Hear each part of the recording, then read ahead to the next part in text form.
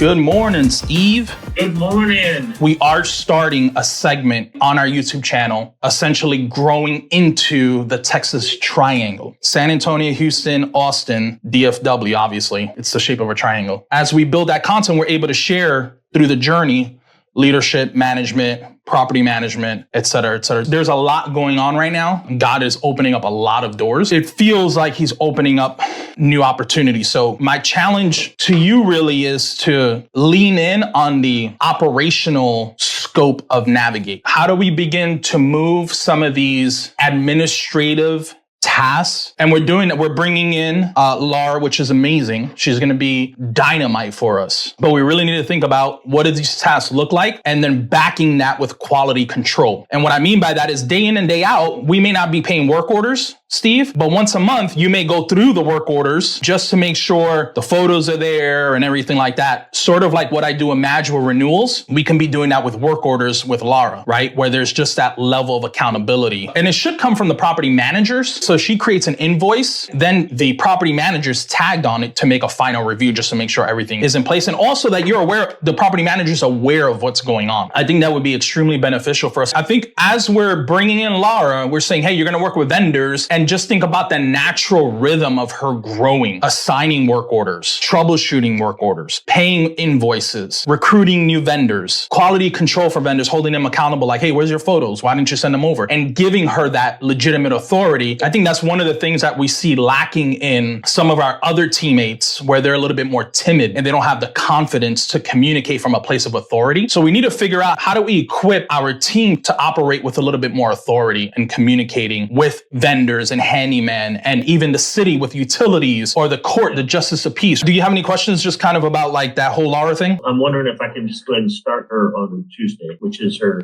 normal start of a work. Okay. I think that's a good idea. Let's aim for Wednesday to start, Steve, just to give us another day to just, kind of make sure we have everything in place and you kind of have a little bit of more bandwidth to make sure to take care of it. Because you know how it is when we come out of the weekend, it's like bombarding us. So I think just adding another 24 hours, let's make sure we have all our I's dotted, that agenda, and give her a heads up and see if she can start. You go ahead and make her an Appfolio account. Yes. So what do we want to do as far as status is concerned? Here's what we'll do. We'll start with the most basic one, and then through the training and the feedback, we can start tweaking. We'll find out where she needs access that she doesn't have. I think that's a great idea, Steve. You came up with a great idea. Thank you very much. All right, Steve, what do you got? A couple on Tucson. The doors, there was an aspect on, Larry put a comment in there about them not watering at all. The work order is about the doors, not shutting. So Larry says, I can trim off and sand the doors, but when the rain comes, they'll have the doors that are sawed off and trimmed so they won't fit anymore. And you just said, let's talk about it. So I guess there's two things. One, I did follow up with the tenant on the doors, foundation issues, which are typically part of that is water in the yard and foundation. So can you send me pictures of the yard and some close-ups around your foundation? And I asked them if they had soaker hoses and did they use them and did they water the yard? So I have that question out to the tenant. But the immediate question is, are we responsible for fixing these doors? The first thing is you want to make sure that troubleshooting, Steve, we should get a response before you assign somebody to go look at it. The only urgent item is if they cannot lock their exterior door. That's a property code issue. So if you have interior doors that are not able to close, that isn't anything that should be handled with urgency. We want to follow that protocol, especially with foundation issues. So the first thing is, do you have any soaker hoses? That's very important, right? The second thing is mulch. I'm not sure how much you know about the purpose of mulch, but it retains water and it dries out slower. So the grass and the ground can continue to absorb water, right? Instead of just water gushing in, it's a slower effect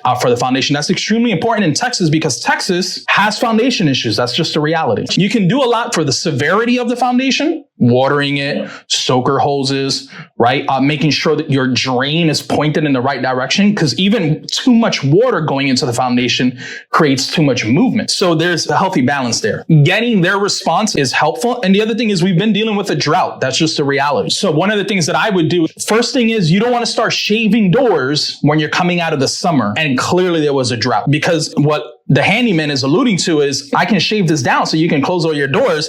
But once the rainy season comes, which is coming, right? October, November, we get a little bit more moisture. There's more rain. That house is going to start moving again. And then now you have a gap like this on your doors. We want to understand the severity of it. Ask for maybe, I don't know if Larry has videos, but or the resident can send you videos like how much is it sticking. So right now, my doors are sticking. I have my daughter's bedroom and then also my son's bedroom. I mean, it's literally like you got to hip it. You got to close it and then you got to hip it to open it. But that's happening. And my house moves quite a bit. So just that awareness and understanding that. And also now putting the onus on the resident. Do they have sprinklers set up? If they do, if they have sprinklers at the property, what kind of schedule are they running? You can send them a tips on what they need to do to make sure that the foundation is being taken care of. The second thing is if they don't have sprinkler systems, do they have soaker hoses? Okay. The soaker hoses will allow water to slowly seep out and water the foundation accordingly. And then also, if it does rain, where's all the water going? It has to be moving away from the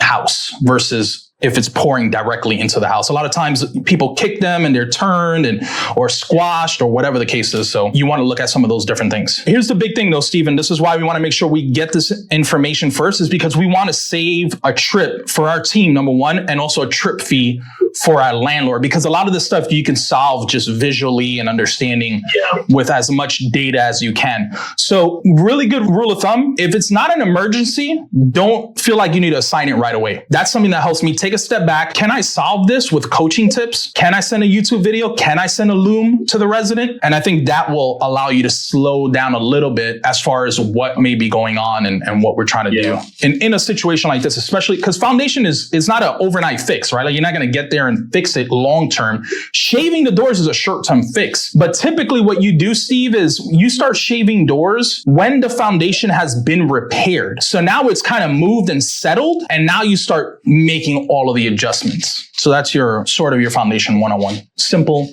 to understand 101. Okay. Now, if these people haven't been watering the yard, they're not, well, obviously they haven't. So I'm trying to help them see that on their own before just telling them, hey, this is what my vendor said. Do we have any responsibilities to fix the doors? And only if it's the doors in the front part of the house. That entryway, they literally cannot lock their door for safety and security. Okay. Do we then help them understand that part of the issue is this foundation and keeping it moist and educate them on that? And in a nice way, say, hopefully when you begin to do that and the rainy season comes, that this is going to correct it. Yes, we do see foundation issues coming out of the summer. That's just the reality because of the dryness. But you also see it during a very rainy season when it's just downpouring. So educating on them on the reality of the foundation and giving it, hey, we'll revisit this in a couple of months. Here's some helpful tips. And then we can kind of take it from there and just let them know if you are having issues with your front door locking, let us know and we can have somebody out there to make the adjustment for that. And follow up with Larry. Let's get some photos, videos. Does he see any cracks? What else is going on there? It just seems like there's still a couple of missing pieces that I think would be helpful. On the same house, we have the major electrical repair. And I put an email out to the tenant, letting him know and realizing that there's going to be several days that the electricity is going to be off and asking them if they have some friends they can relocate with. I realized that the email got rejected because their email inbox is full. So I texted them and I'm having Madge follow up with a phone call today. Now, let's say if they come back and say, hey, that's your responsibility to pay for our relocation. Is it the owner's responsibility? Yeah, it would be. Okay. Yeah, because they're leaving because of repair that has to be done. Yeah, and I would just figure out a budget that is comparable to where they're at in their area. All right. Yeah, make sure that they pay for it and we reimburse them as well. Sounds good. The owner's going to flip a lid. Why? Because she has a rental property and she doesn't like spending money? Remind her of her equity. I don't think she wants to be reminded of anything by me right now. Steve, this is a good opportunity to talk about this. Send her a loom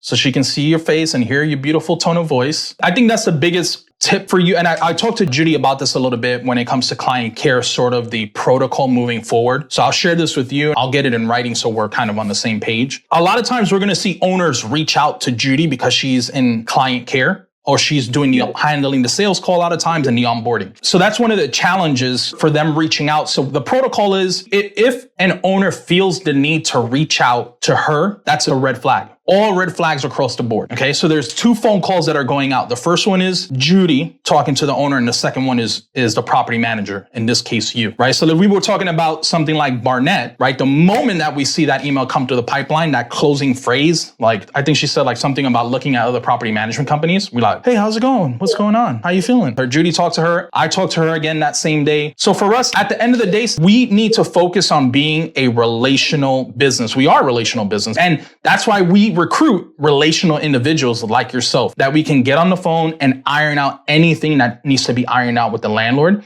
They can hear the tone of our voice. The last thing we want is a client feeling like they're an afterthought or that they're just a piece in the cog. For us, it's like, how do we lean in and make it more personal? And I think implementing the Loom is a great thing, but I think getting on the phone is still the most powerful way to, I mean, a video conference call would be the most powerful way, but phone calls these days is powerful. The big thing, Steve, is that we sign up people mostly because of relationship, because we have a relational connection with them and they understand that because we care about the relationship so deeply that we go above and beyond to come through on their behalf when it comes to managing their properties. I think that's where the big win is for us. So strut your relationship skills, get out there, show them what you're made of. I think we should be good on her. So we'll see how kind of things settle in. Sounds good. Okay. I don't think I have anything else. Steve, while we're on this topic, one of the things that I've seen pretty often that I think is helpful, especially because you'll say stuff like, hey, this owner is very anxious, or hey, this owner's stressed out. If it's because of someone else making that phone call, because one of the things that we want to reflect or emulate is the type of relationship we have with each other,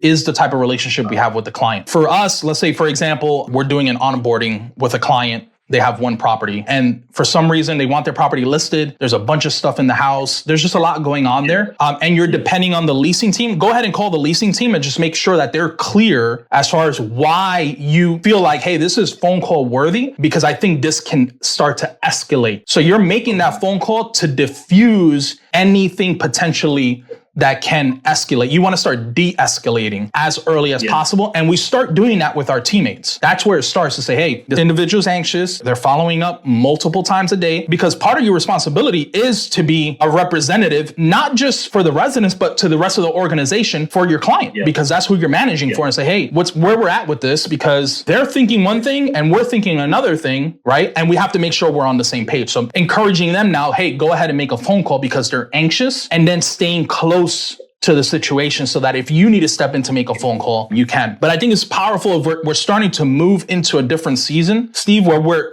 better training you to be able to look at comps completely on your own, to be able to understand like, hey, we can't list this because your property still has all of the furniture. Coach them and diffusing that and say, hey, here's what's going on. I don't think we're going to be able to get it listed, but Judy can give you more details on that. So at least they have a sense of what's going on. Or even, I think he had an issue about the photos. He's like, will these photos work? And you can respond and say, hey, from my perspective, these photos look really good. I'll check in with the leasing team to make sure we get you a specific update. So this way they're not left with waiting because you don't have an answer for them. You can still give them a good sense of like, man, these photos look great to me. Let's use these. I'll touch base with the leasing team. If anything changes, we'll let you know. Part of my issue there, the strategy actually in deferring to the leasing team was to have him wait, because I know the guy's not ready. I know, yeah. So, and he's pushing us because he has a perspective on how he thinks it should go. And the reason I'm asking Judy to follow up is because y'all have a relationship with him. And he's got to hear the hard truth. And so Judy is doing a good job at kind of tweaking the way she says that.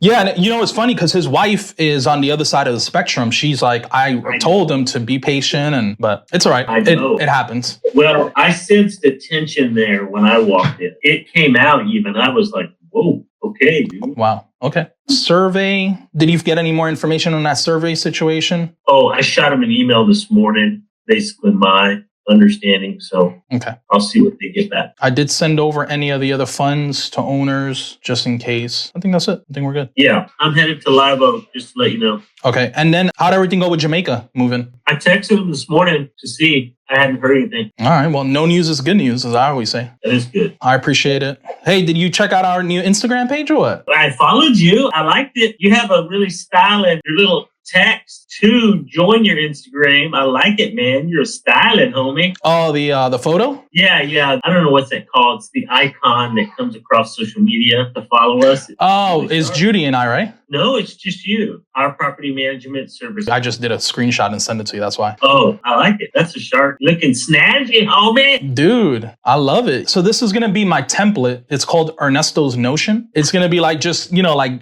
thoughts on, like when you put out a tweet, but instead it's going to be on this. Dude, did you see that 4 keys to hiring a property manager though? Your first one I have. All right, brother. Have a good one, man. I got a pretty stacked day, so that's it. We're good. Thank you.